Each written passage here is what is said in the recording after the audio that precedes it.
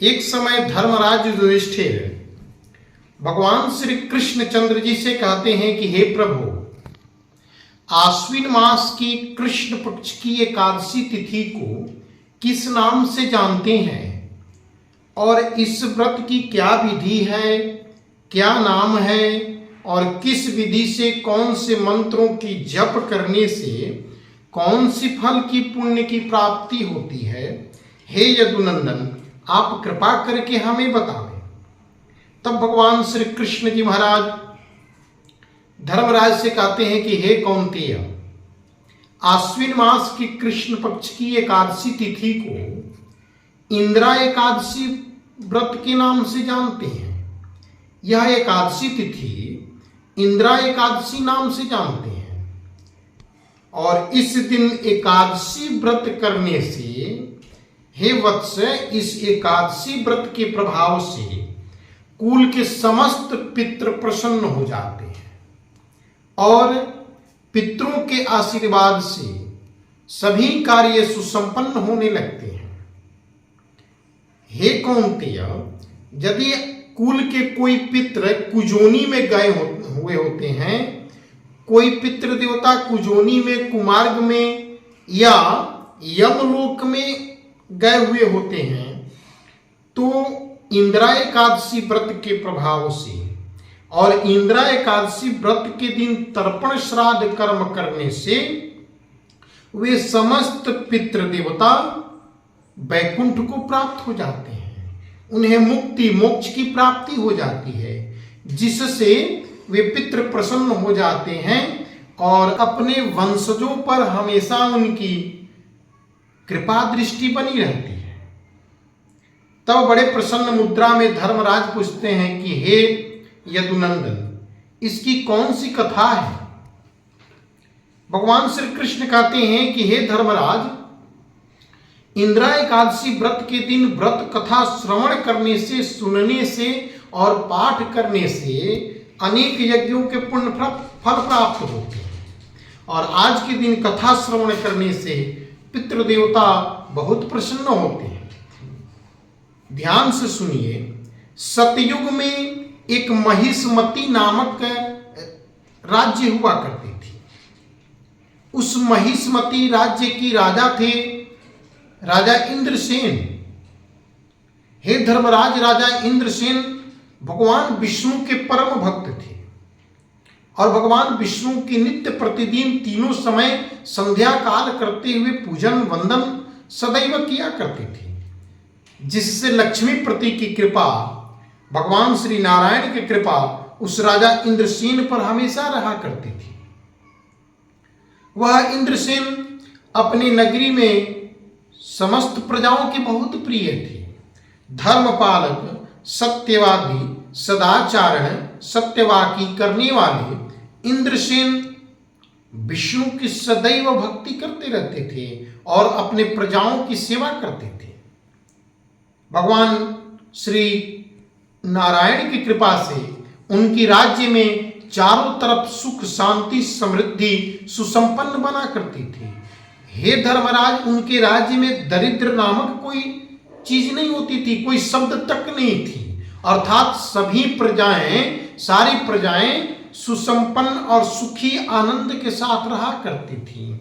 समस्त माताओं के पुत्र दीर्घायु होते थे और सबके पितृ देवता अपने अपने वंशजों पर कृपा दृष्टि बनाए रखते थे। एक समय की बात है, हे धर्मराज, जब राजा इंद्रसेन अपने सभा में बैठे थे, उसी समय विष्णु लोक से भगवान श्री नारायण की नारायण नारायण कीर्तन करते हुए ब्रह्मर्षि नारद महिष्मती नगर में पधारते हैं और जब महिष्मती नगर में लोगों ने ब्रह्मर्षि नारद को देखा तो द्वारपालों ने जाकर के महाराज इंद्र को सूचना दी। हे धर्मराज, इंद्रसेन तुरंत अपने बंधुओं के साथ ब्रह्मर्षि नारद की स्वागत के लिए अपने राज दरबार से बाहर आए और नारद जी की स्वागत करते हुए अपने राजमंडप में लेकर के गए। सभा में आसन देकर के भगवान श्री नारद जी महाराज की षोडशोपचार पूजन करते हुए कुशल क्षेम जाना।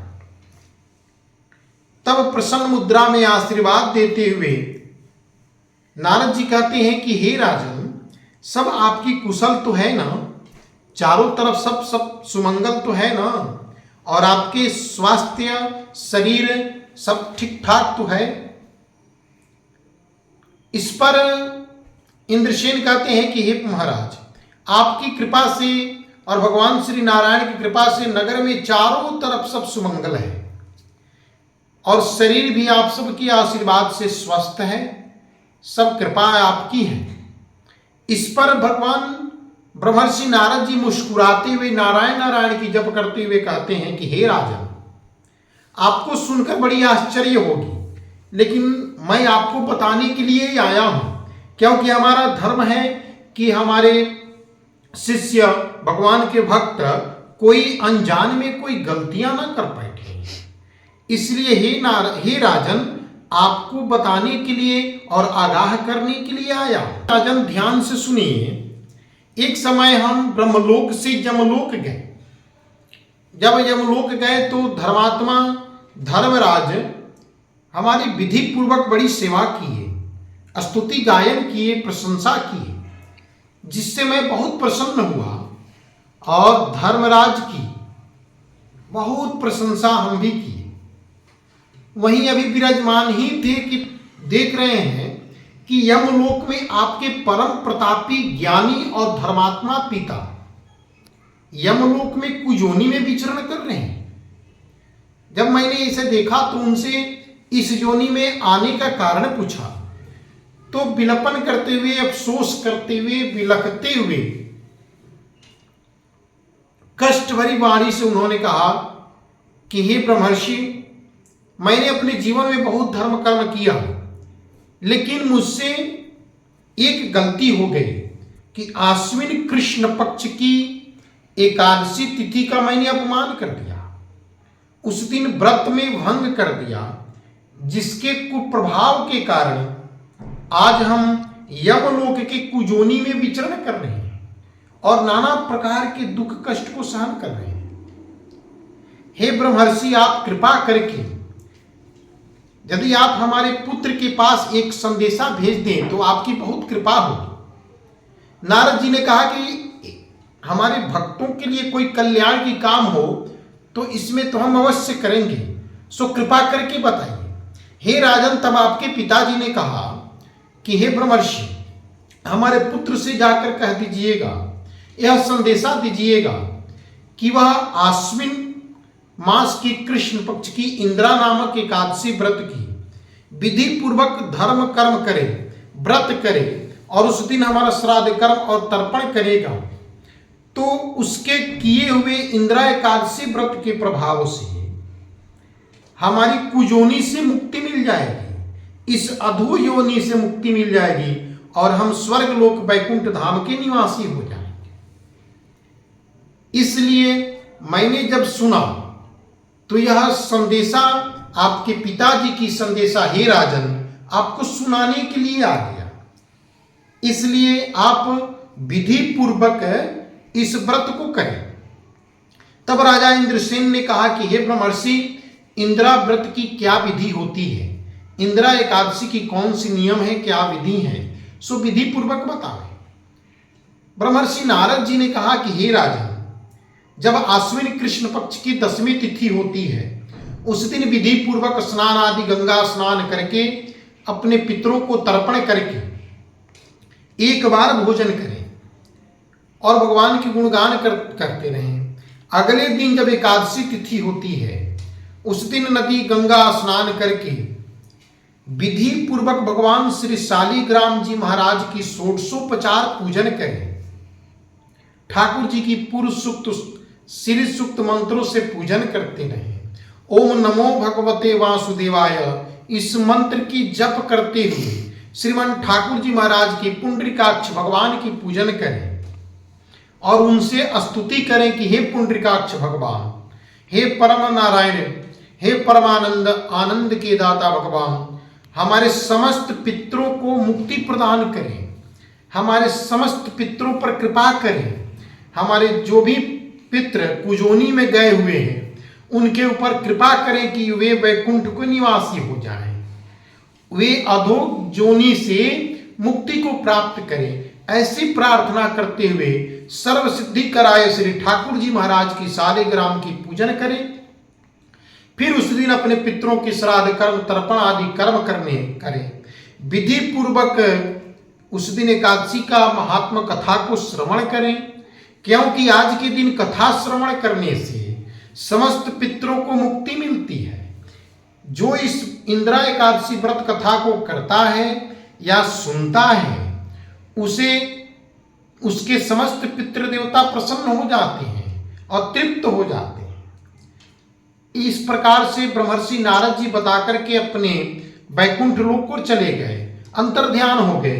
पुनः राजन इंद्रसेन बताए हुए कर्मों पर चलते हुए अपने बंधु बांधुओं को पिला करके आश्विन कृष्ण पक्ष की एकादशी व्रत इंदिरा एकादशी व्रत को किए। और श्री कृष्ण जी कहते हैं कि हे धर्मराज, उस इंदिरा एकादशी व्रत के प्रभाव से उसी वर्ष तत्क्षण उस इंद्रसेन राजा के पिता अधोजोनि से मुक्त हो गए और ऊपर पुष्प की वृष्टि होने लगी।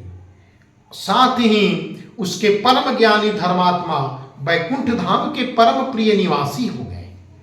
साथ ही हे राजन, उस इंदिरा एकादशी व्रत की प्रभाव से इंद्रसेन की नगरी चहुओर आनंद रहने लगी। अटल छत्र निवास करते हुए निष्कंटक राज्य किए इंद्रसेन और अंत में भगवान के प्रिय हो गए। इसलिए हे धर्मराज, श्री कृष्ण जी ने कहा कि इसलिए हे धर्मराज, आप भी इस इंदिरा एकादशी नामक व्रत को करिए, जिसके प्रभाव से आपके समस्त पितृ कुल के समस्त देवी देवतागण प्रसन्न होंगे और अधोजोनि से मुक्त को प्राप्त करेंगे। जय श्री कृष्णा।